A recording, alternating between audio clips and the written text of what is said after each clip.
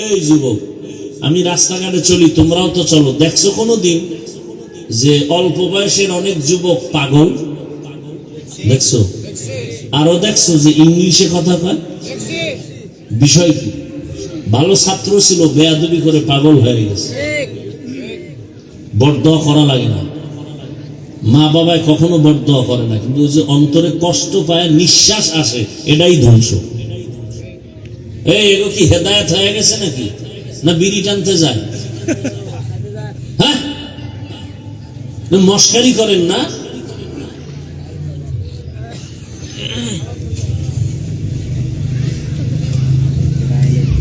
কোরআনের বাগানে সবাই বসতে পারে না, বসতে কপাল লাগে।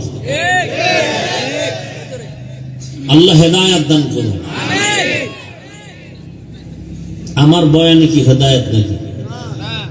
রসুলের বয়ানে হেদায়েত পায় না, আর আমি কে? আমি তো মানুষই না, আমি কুত্তার চেয়েও খারাপ, আমি পশুর চেয়ে খারাপ। মাওলানা হইছি, বক্তা হইছি, মানুষ হতে পারিনি। মানুষ হওয়া ভিন্ন জিনিস, মানুষ হওয়া বড় কঠিন। গর্ব সুরত আদমি সাবুদে আহমদ বু জাহলো হামেক সাবুদে আদমিরা আদমিয়ত লাজমাস উদেরাগর বুনা পাশুদ হি জামাস। মানুষ তো হতে টাইটেল পাস মাওলানা হওয়া লাগে না। আরে মানুষ হওয়ার জন্য গুনাহমুক্ত কলব লাগে। কি মুক্ত? গুনাহমুক্ত কলব। সবাই বলে হাফিজুর রহমান ভালো, আল্লাহ বলেন ও হাফিজুর রহমান, কেউ না জানে, আমি তো জানি তোর হাত গুনার কারণে নাপাক।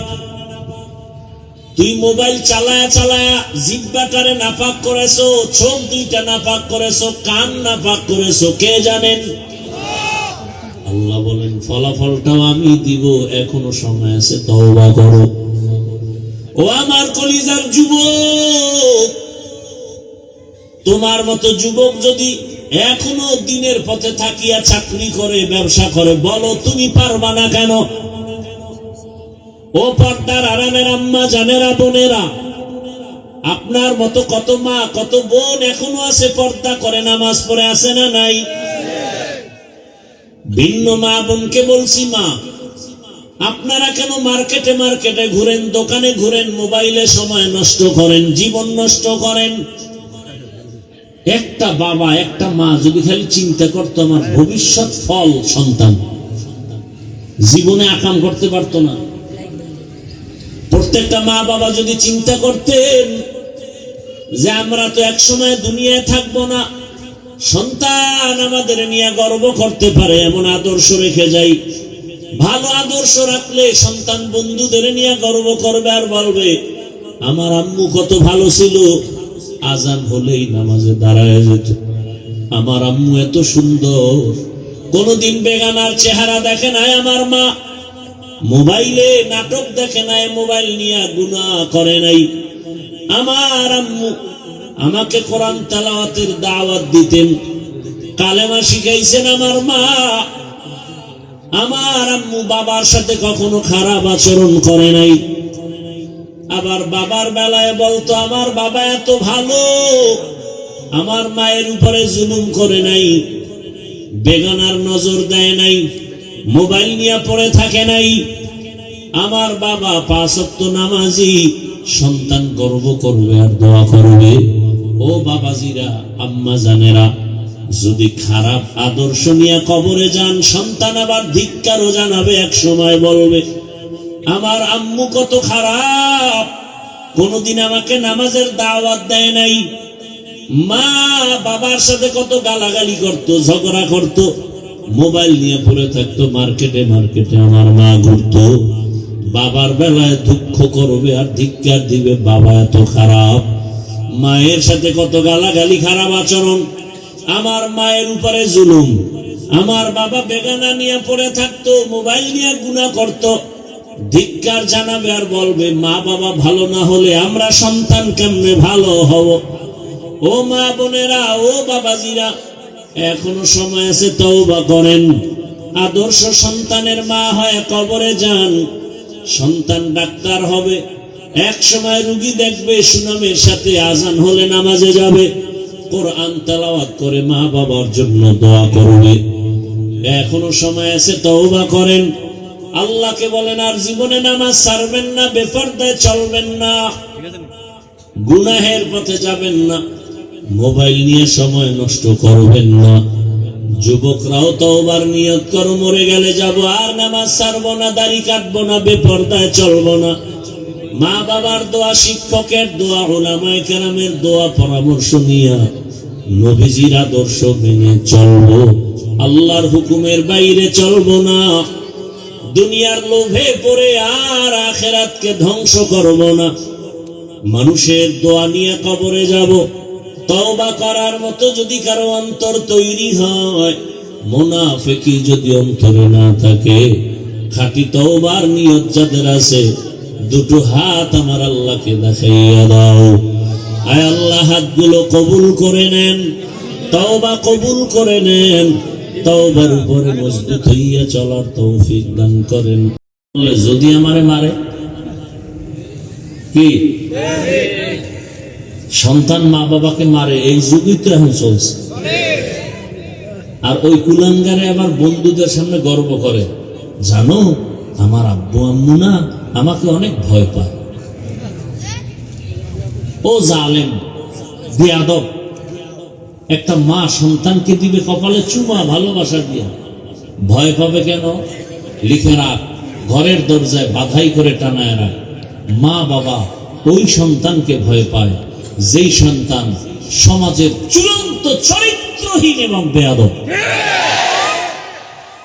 একটা শিক্ষক ওই ছাত্রকে ভয় পায় যেই ছাত্র পুরা প্রতিষ্ঠানের মধ্যে চূড়ান্ত চরিত্রহীন এবং বেয়াদব। সভ্য, ভদ্র, নম্র, চরিত্রবান সন্তান ছাত্রকে কোনোদিন মা বাবা শিক্ষকেরা ভয়। তুমি তো নিজেরা খুব বড় মনে করো না? আচ্ছা, ওই যুবকের কথাটা বলি তো, তোমরা সাক্ষী দাও, ফেসবুকের গোলামেরা বলো। ওই যে যুবক নাস্তিক রামবামের মাথা গরম করে গেল, রাস্তা দিয়ে হাঁটতেছে, মানুষ এসে এসে টাকা দেয়। কি তোমরা দেখছো যুবকরা? আমি জীবনে দেখি নাই, ওরা চিনিও না। আচ্ছা, 50,000 টাকার বান্ডিল, মরণের পরে অ্যাকাউন্ট চেক করলো, কোটি কোটি টাকা আছে। আচ্ছা বলো তো, ও কোনোদিন কি লাইভে টাকা চাইছিল? আর তোমার চরিত্র এত খারাপ কেন? সারা রাত তুমি আকাম করবা, মোবাইলে এমবি নেই, এমবি ভরতে টাকা লাগবে, কই পাও টাকা? ঢুকছো মায়ের মানিব্যাগ চুরি করার জন্য, বাবার টাকা চুরি করো। তোমার চরিত্র কত খারাপ, অথচ ভাবতেছো তুমি অনেক বড় বাহাদুর। তোমার চেহারার মধ্যে নূর নাই কেন বাবা? তোমার দেখলে তো একটা মায়া লাগার কথা। তোমার চেহারা এত ফ্যাকাশে কেন? তোমার চেহারার মধ্যে আকর্ষণ নাই কেন? অথচ ইসলামী শরিয়া অনুযায়ী মুফাসসিরিনে কেরাম লিখছেন, 40 বছর পর্যন্ত একটা যুবকের চেহারা ডিসকালার হবে না, নষ্ট হবে না, আকর্ষণ কমবে না। তোমার 25 বছর বয়সে চেহারা নষ্ট কেন? অথচ নিজেকে তো ভাবতেছ অনেক বড় বাহাদুর। রাইসুল মুফাসসিরিন আব্দুল্লাহ ইবনে আব্বাস রাদিয়াল্লাহু আনহু বলেন, মানুষ গুনাহ করতে করতে সীমা লঙ্ঘন করলে নগদ 5টা শাস্তি শুরু হয়। কয়টা? এক, চেহারার ভেতরে আলো থাকবে না, নূর থাকবে না, আল্লাহ নূর নিয়ে যাবেন। আর ওই চেহারা কোনোদিন দুনিয়ার কোনো মেডিসিনে আর উজ্জ্বলতা ফিরাতে পারবে না। আল্লাহর জাতের কসম, 5 ওয়াক্ত নামাজ আর ওযু বানায়া চল, দুনিয়ার কোনো মেডিসিন লাগবে না, চেহারা থেকে নূরের আলো বিচ্ছুরিত হতে থাকবে। খালি 5 ওয়াক্ত ওযু করে নামাজ পড়ার কিচ্ছু লাগবে না। চেহারায় কোনো মেডিসিনের প্রয়োজন নেই। ওযু করো, 5 ওয়াক্ত নামাজ, চেহারা শুধু নূর চমকাবো। অজু করে ঘুমাও, সব সময় অজুর সাথে থাকো। অজুর সাথে থাকলে হঠাৎ কোনো বিপদ আসবে না ইনশাআল্লাহ, হঠাৎ। আর কোনো কুফুরি, কালো সাদা কোনো জাদু লাগবে না। কোনোদিন কেউ তাবিজ দিয়ে ক্ষতি করতে পারবে না। তাবিজ এমন ক্ষতিকর, একটা মানুষকে, জিন্দা মানুষকে জাগাত জিন্দেগি বরবাদ করে দেওয়া যায়, এমন ষড়যন্ত্র আছে এই তাবিজের মধ্যে। কুফুরি দিয়া ধ্বংস করে দেয়। আল্লাহ হেফাজত করেন, হেদায়াত দান করেন। ও আমার যুবক বাবা, কয়দিন আর বাহাদুরি করবা? তোমার মতো সে যুবক 5 ওয়াক্ত নামাজ আদায় করলো, এখনো তোমার নজরে বহু আল্লাহর বান্দা আছে স্কুল কলেজে পড়িয়াও নামাজ বাদ দেয় না। বলো তুমি পারো না কেন? দুনিয়ার লোভে পড়ে কি পাইবা? কেউ তো কিছুই পায় নাই, খালি হাতে সব চলে গেল। মরার আগেই সব খালি হয়ে গেছে, মরণের পরে তো সব খালি। এমন কপালে দুনিয়াদার গোজে কবরের মাটিও হয় না। কেমন চান কপাল! মা মারা গেছে, জানা যায় যেতে পারে নাই, কেমন কপাল! গেলি মাই খেয়ে এমন জীবন তৈরি করছে যে জানা যায় গেলে মার খাবে। ও আমার যুবক, আবার তোমার লাইনে কত আল্লাহর বান্দা চাকরি করে, ব্যবসা করে, নামাজ পড়ে, কত সম্মান। জীবনে আলিফ বাতা পড়ে নাই, মাদ্রাসায় যায় নাই, জেনারেল লাইনে থাকিয়া রাস্তায় গাড়ি চালায়, নামাজ পড়ে, কৃষি কাজ করে, নামাজ পড়ে, নদীর মধ্যে মাছ ধরে, নামাজ পড়ে, RAB, army, police, BDR, OC, DC SP, নামাজি, দাড়িওয়ালা, অভাব নাই।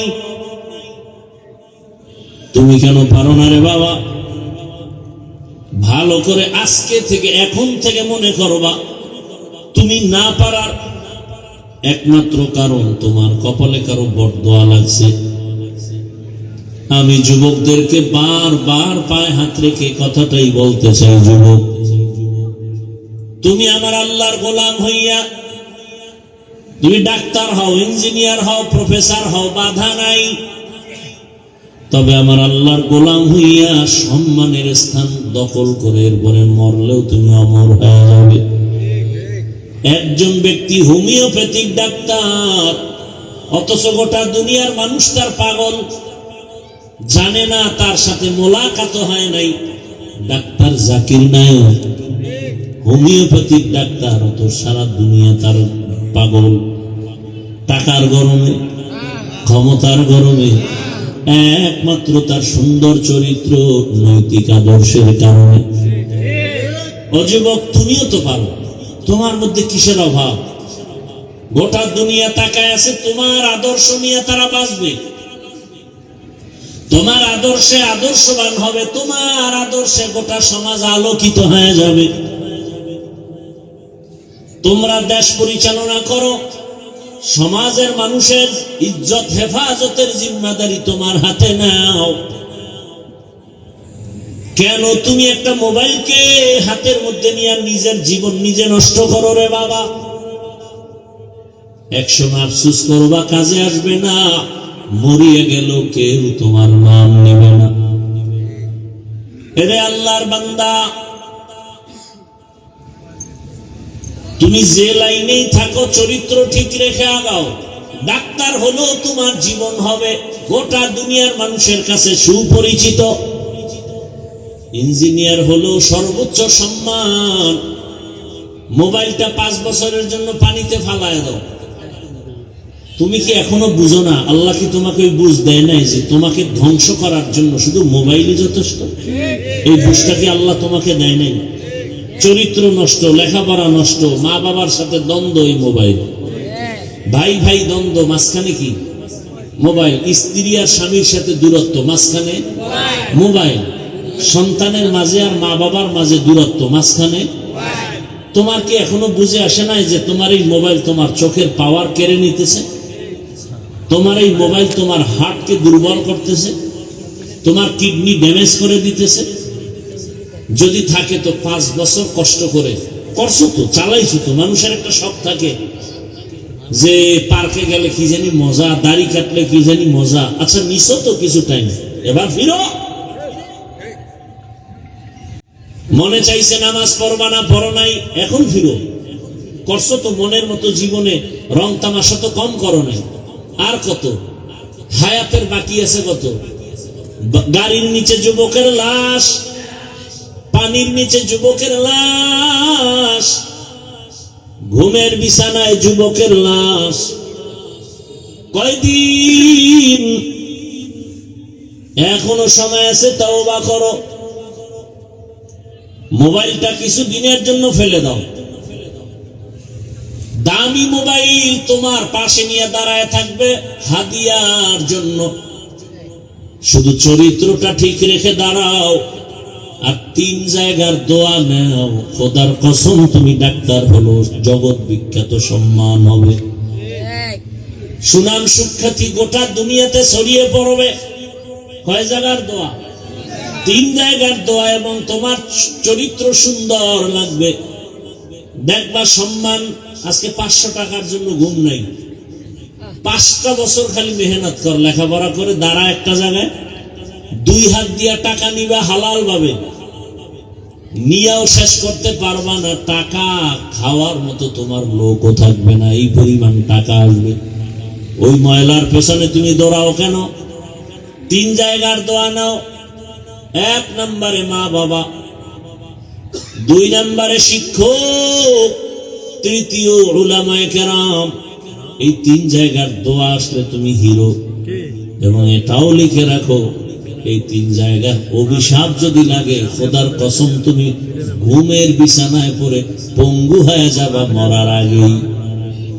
জীবন সফল হবে না, হবে না, কসম আল্লাহ। মা বাবার অভিশাপ লাগলে জীবন ধ্বংস হয়ে যাবে, মরার আগে। মরবি না, ধুকে ধুকে বিছানায় কাঁদবি। শিক্ষকের বরদোয়া লাগলে তোর জিন্দেগি বরবাদ, লিখে রাখ। 3 নাম্বার উলামায়ে কেরামের অভিশাপ। যদি তোর ব্যবহারে কোনো আলেম কষ্ট পায়, নিঃশ্বাস ফেলে, তোর ধ্বংস শুরু। বলা লাগবে না আল্লাহ ওরে মাইরে ফেলাও, বলা লাগবে না।